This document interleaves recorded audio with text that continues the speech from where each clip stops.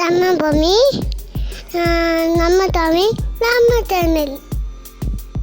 இந்த வீடியோவோட இறுதியில் கேட்கப்படக்கூடிய கேள்விக்கு சரியான பதிலை அளித்து பரிசுகளை வெல்லுங்கள். அனைவருக்கும் கோபிநாத்தின் அன்பு வணக்கங்கள்.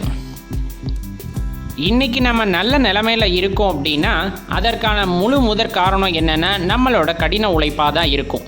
பெரும்பாலும் நம்ம சொந்த பந்தங்களாகட்டும் நண்பர்களாகட்டும் நம்ம ஒரு நல்ல நிலைமைக்கு போகிறோம் அப்படின்னா அவங்க என்ன நினச்சிக்கிறாங்கன்னா திடீர் அதிர்ஷ்டம் போல் இவங்களுக்கு ஏதோ ஒரு அதிர்ஷ்டம் இருக்குது அதனால் இவங்க முன்னேறுறாங்க அப்படின்ட்டு. ஆனால் அந்த கடின உழைப்புக்கு பின்னாடி இருக்க வலியும் வேதனையும் கஷ்டப்பட்டு முன்னேறவங்களுக்கு மட்டும்தான் தெரியும்.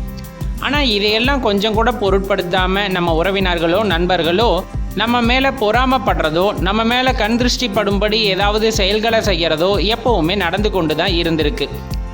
அந்த மாதிரி கண்திருஷ்டி நம்ம வீட்டுக்கு ஏற்படும் போது நம்மளோட செல்வாக்கு குறையிறது நம்மளே கண்கூடாக காண முடியும். அதே போல் நம்ம வீட்டில் வருமானம் குறையும், சில பேர்த்துக்கு நோய்வாய்ப்படும். இந்த மாதிரியான இன்னல்கள் ஏற்படுறதுக்கான பாதிப்புகளும் நம்ம கண்ணார பார்க்க முடியும். அந்த மாதிரி சமயங்களில் நம்ம இப்போ சொல்கிற பரிகாரத்தை பண்ணணும் அப்படின்னா நம்ம அந்த கண்திருஷ்டியிலேருந்து நம்மளை பாதுகாத்துக்கலாம் அப்படின்ட்டு தான் நம்ம குறிப்பிடுறோம். பெரும்பாலும் ஆகாச கருடன் அப்படிங்கிற ஒரு கிழங்கு இருக்குது. அதை நம்ம வீட்டு வாசலில் கட்டுறதன் மூலியமாக இந்த கண் திருஷ்டியிலேருந்து நம்மளை பாதுகாத்துக்கலாம் அப்படின்னு குறிப்பிடப்படுது. இப்போ அந்த கிழங்கோட பயன்களையும் அதோட சிறப்புத்தன்மையை பற்றி பார்க்கலாம். ஆகாச கருடன் அப்படிங்கிறது ஒரு கிழங்கு வகை.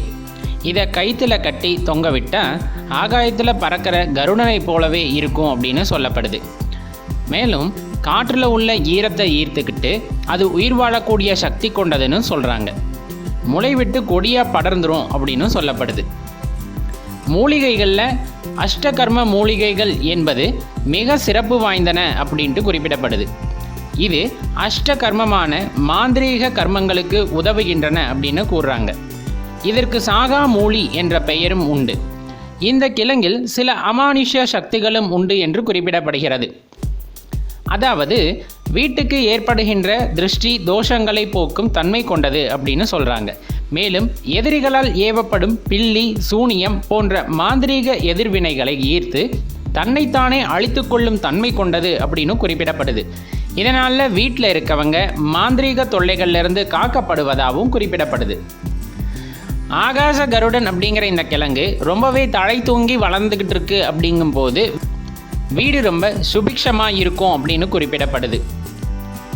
இந்த கிழங்கு ஒரு கருடனுக்கு சமம். அதாவது கருடன் வந்தால் அந்த இடத்துல எந்த விஷ ஜந்துங்களும் அணுகாது அப்படிங்கிறது ஐதீகம். அப்படியே வந்தாலும் அதோட விஷம் அப்படிங்கிறது பங்கப்பட்டு போயிடும் அப்படின்னு சொல்கிறாங்க. அந்த அளவுக்கு சக்தி உள்ளது இந்த ஆகாச கருடன் கிழங்கு அப்படிங்கிறது. இதற்கு விஷத்தை முறிக்கும் ஆற்றல் அதிகம் உள்ளது அப்படின்னு குறிப்பிடப்படுது. அத்தோடு இளைத்த உடலை தேற்றவும் உடலை உரமாக்கி சூட்டை தணிக்கவும் இது பயன்படுவதாக குறிப்பிடப்படுது.